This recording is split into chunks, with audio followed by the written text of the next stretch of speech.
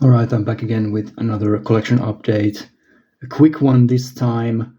I was supposed to get some stuff in the mail that would have been in this video, but I didn't, so I'll put them into the next one. So, again, a bunch of games here, PS5, 4, 3, 2, and some movies. Let's start off with the PS5, which I have one game for here, Astrobot. I already played this, finished it, platinumed it. It's really good. I've always liked the Astrobot games. The VR game for the PlayStation VR, the original, what is it called? Astrobot Rescue Mission or something like that. I thought that was a really good VR game. I enjoyed the PS5, the free Astrobot game that came with the system. And now here's the first just full-on Astrobot standalone, no VR required. It's a really good 3D platformer. What is there to say about it? Is it my game of the year for last year? Probably not. I probably give it to Balatro still, but yeah, Astrobot, fun game. Definitely worth playing for anyone really who likes video games. So there you go. Then we have Aliens Dark Descent for the PS4. I found this at a used bookstore for a surprisingly low amount of money. It's not even an old game. I think it did come out in 2023, I guess. It's a Alien game, so I have to have it in a collection. I love Alien. This is, I guess, a tactical kind of a turn-based shooter thing. Something like... No, it's real-time. Okay, it's a real-time squad-based tactical game. I thought it was a turn-based. Well, real-time Aliens tactics game. I've heard that it's okay, but yeah, well, I need to have it, so there you go. Then for the PS3, I got a bunch of games for really cheap. I got the limited edition for Darkness 2. I've always wanted to check out this series, but never have. I don't have the first game, but now I have this tin box. Man, this box is really nice, like this tin cover. Has some nice art to it as well. Complete in box. It also had some download codes and stuff like that, so I'm not going to show that stuff. But yeah, Darkness 2, I have to track down the first game. It's not very difficult to get. It's a very cheap game, but just never got around to buying it, so maybe I'll buy it at some point in the near future.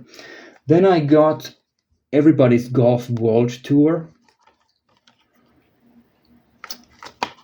I've never been that into golf games, but Everybody's Golf is a pretty fun series. So one of those, I think is it a Sony first party IP? I guess it is.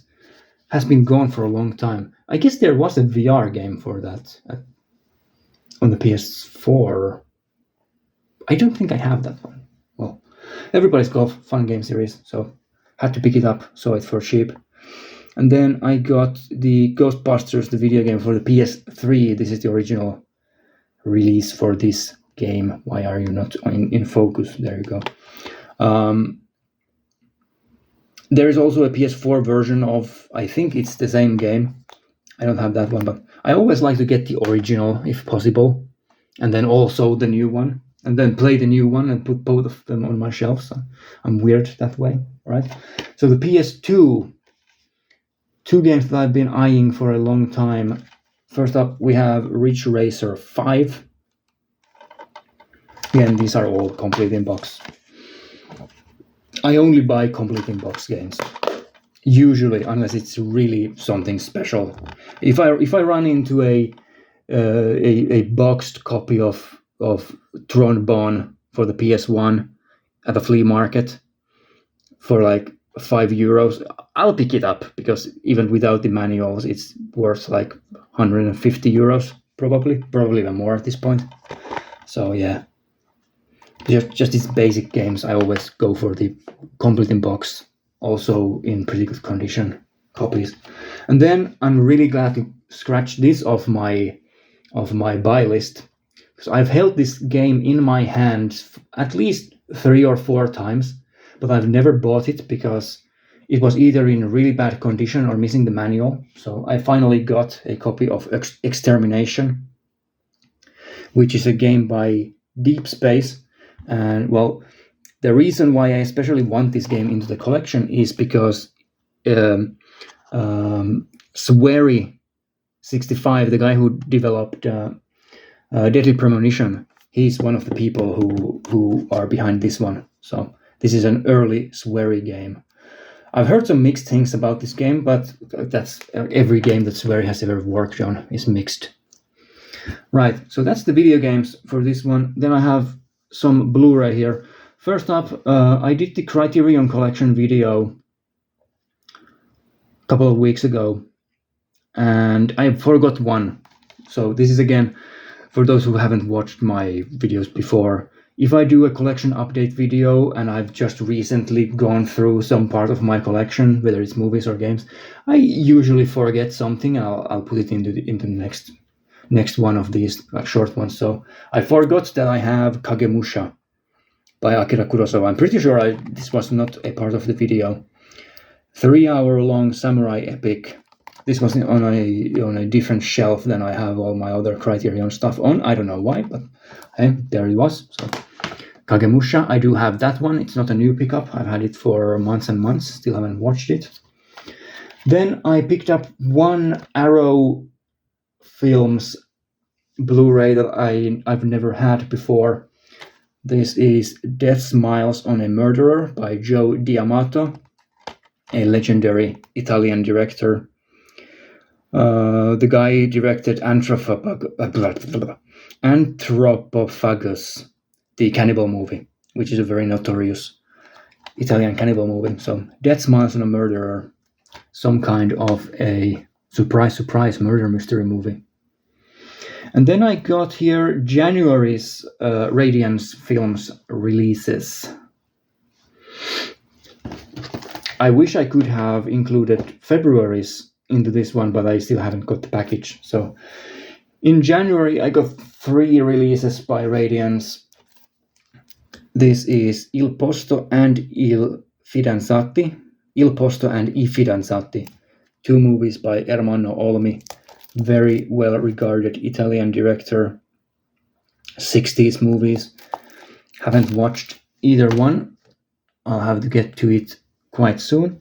And then I got this one, which is Weak Spot by Peter Fleischmann, which is a French movie, some kind of a political thriller. Don't know much about it, but it looks interesting. And then this third one I already watched. So this is Underworld Beauty by Seizun Suzuki. There is the blurb. It's about a gangster who gets released from prison, and he's the only one who knows the location of some jewels or jewelry. And well, everyone's trying to get the jewelry, obviously. It's an alright movie. It's a very early Seizun Suzuki movie, so it's before the really good ones, like Tokyo, what is it? Tokyo Drifter and all of the other ones he did later on, Branded to Kill and so on. It's very early on in his career. It's not stellar. It's worth a watch if you are really into Japanese movies and just want more Seizun Suzuki. So there you go.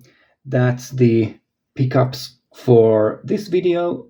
I'll probably do another one quite soon because, as I said, there's some stuff that is coming to me in the very near future. So yeah, maybe in a couple of weeks, another one. I don't know. We'll see. So thanks again for watching, and I'll see you at some point again in the future. Bye bye.